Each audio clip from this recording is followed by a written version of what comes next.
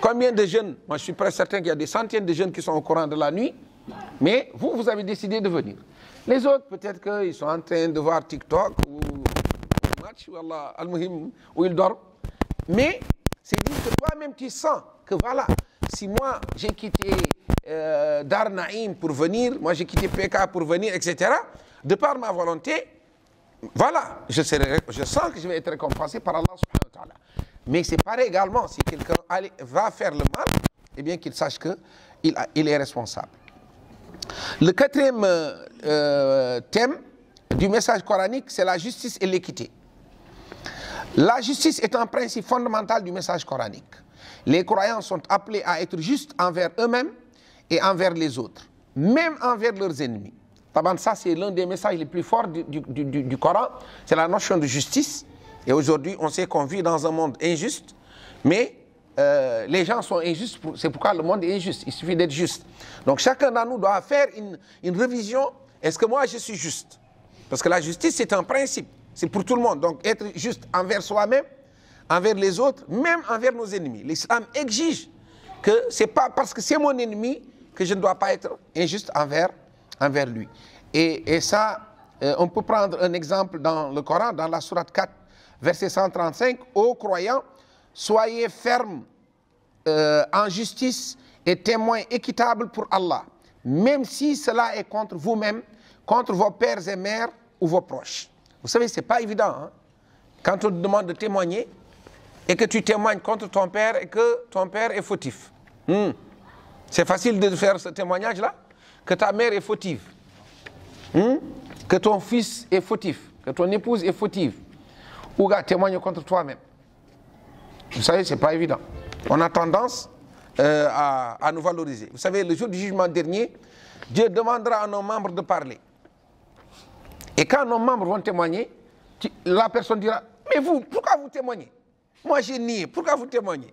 Donc, parce qu'à l'origine, quelque chose qui fait partie de toi-même, il se solidarise avec toi.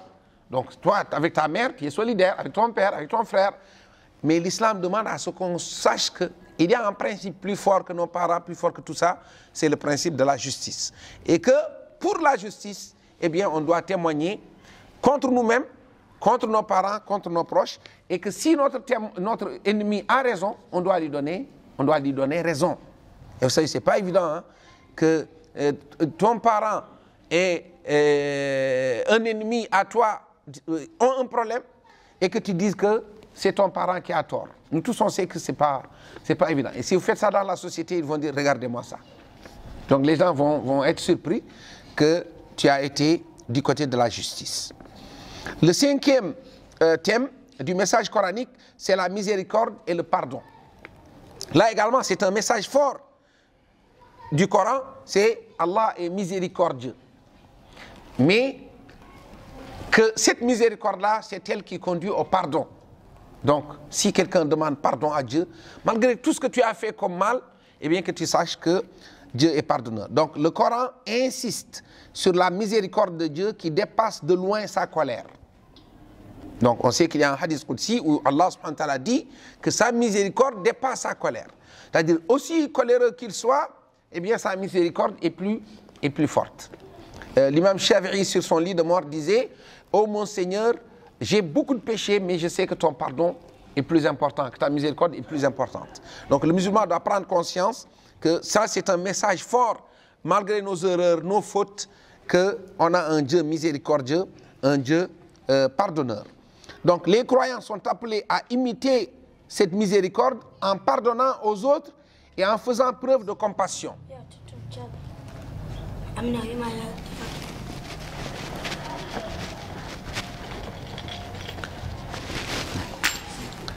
Donc, que les croyants sont appelés à imiter cette miséricorde en pardonnant aux autres et en faisant preuve de compassion.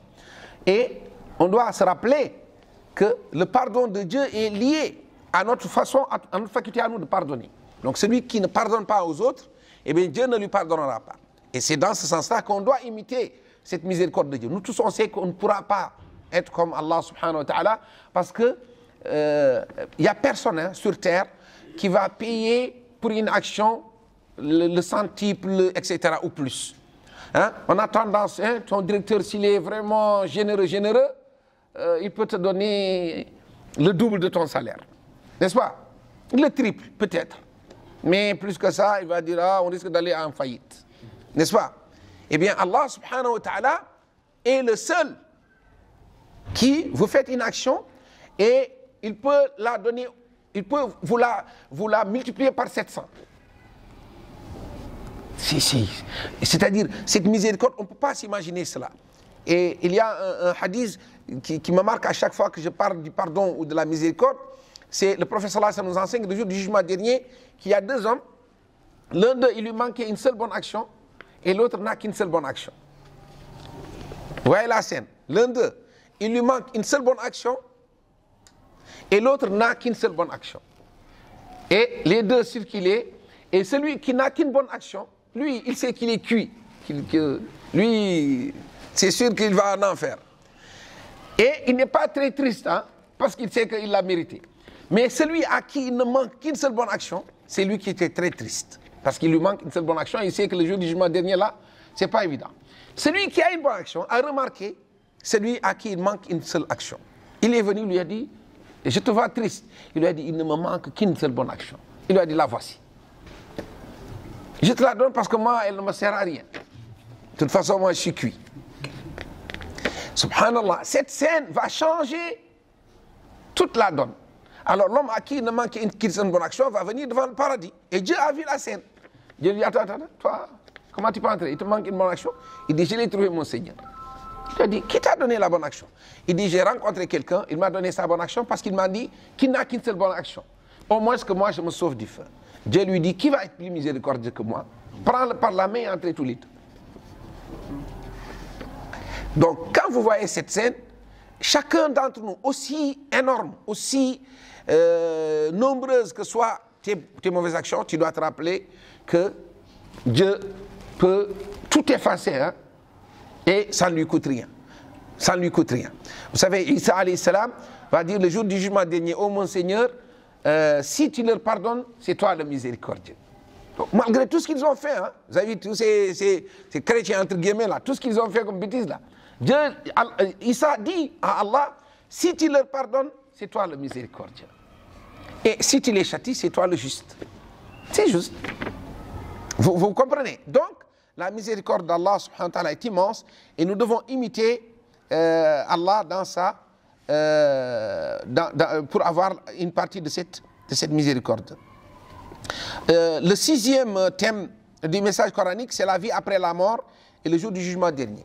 L'un des messages forts également, qui se retrouve pratiquement dans toutes les parties du Coran, c'est que, voilà, il y a la vie après la mort.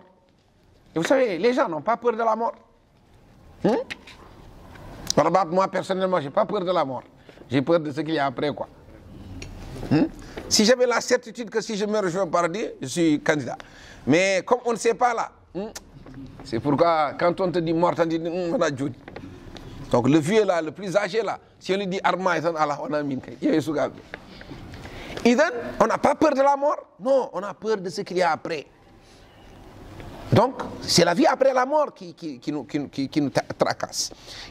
L'un des messages forts également, l'un des thèmes forts des messages coraniques, c'est la vie après la mort et le jour du jugement dernier. Donc, le Coran met en avant la réalité de la résurrection et du jour du jugement dernier. Chaque âme sera jugée pour ses actes et les croyants sincères recevront une récompense au paradis, tandis que les injustes seront châtiés. Et c'est ça, hein? C'est-à-dire, ça, c'est l'un des messages forts du Coran. C'est qu'il y a une vie après la mort, il y a un jugement. Et vous savez, le juge, il est juste. Hein? On va juger les gens avec une balance juste. Personne ne sera lésé. Allah nous dit dans le Coran, et craignez un jour où nul ne pourra rien pour autrui. Vous savez, c'est inquiétant. L'homme, de par sa nature, il veut être protecteur, protéger ses parents qui sont vieux, protéger ses enfants, ses épouses et tout ça. Ah, ce jour-là, c'est nafsi, quoi. Donc, si les prophètes disent nafsi, nous gars, les autres, on ne sait pas qu'est-ce qu'on va dire. Donc, on n'acceptera aucune intercession ni compensation et et ne seront point secourus. Donc également le jour du jugement dernier, les interventions, les parentés, tout ça ne marche pas. Donc vous savez, sur terre, on a tendance à dire, bon, moi j'ai un problème, quoi. Je vais appeler le ministre, je vais appeler le président, je vais appeler le général, je vais appeler, là-bas il n'y a rien à appeler. Si tu cours vers quelqu'un, lui il va courir. Si tu vas venir, il va courir, il va prendre la tangente avant que tu ne lui soutires quelques biens. Donc, l'un des messages, c'est la vie après la mort. Le dernier, c'est la fraternité et la solidarité humaine. Effectivement, dans le Coran également, il y a la visibilité de la fraternité et de la solidarité humaine. C'est pourquoi le Cheikh Qaradawi, rahimahullah, il dit qu'on peut résumer l'islam en 2 formules. Le premier message, le premier thème qu'on a, et le dernier thème. Il a dit, la période que le prophète sallallahu alayhi wa sallam a vécue à la Mecque, c'est pour enseigner kalimat al-tawhid. C'était l'unicité d'Allah subhanahu wa ta'ala. Donc l'islam, le plus essentiel de l'islam, c'est l'unicité d'Allah subhanahu wa ta'ala. Et il a dit, quand le prophète est parti à Médine, sa mission principale, c'était tawhidul kalima. Donc vous avez vu, c'est les mêmes termes en arabe. Quand vous changez l'emplacement, le sens lui-même change. Donc, kalimatul tawhid et tawhidul kalima. Donc, tawhidul kalima, c'est que le prophète sallallahu alayhi wa sallam a créé une société solidaire, fraternelle, qui peut faire face à tout le monde. Et donc, le message de la fraternité est un message fort du Coran. Donc, l'humanité est présentée comme une seule communauté. Donc, l'islam œuvre à ce que toute l'humanité soit une seule communauté. Le Coran appelle à l'entraide, au respect mutuel et à la protection des plus vulnérables, notamment les orphelins, les pauvres et les opprimés.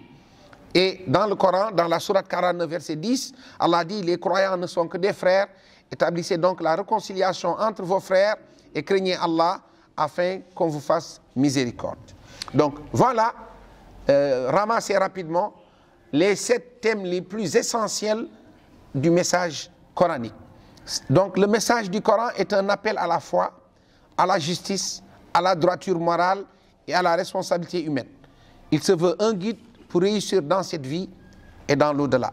Nous prions Allah subhanahu wa ta'ala de comprendre le message coranique et de nous lier au Coran et de le lire. Parce que la lecture du Coran, ce que je vous ai dit en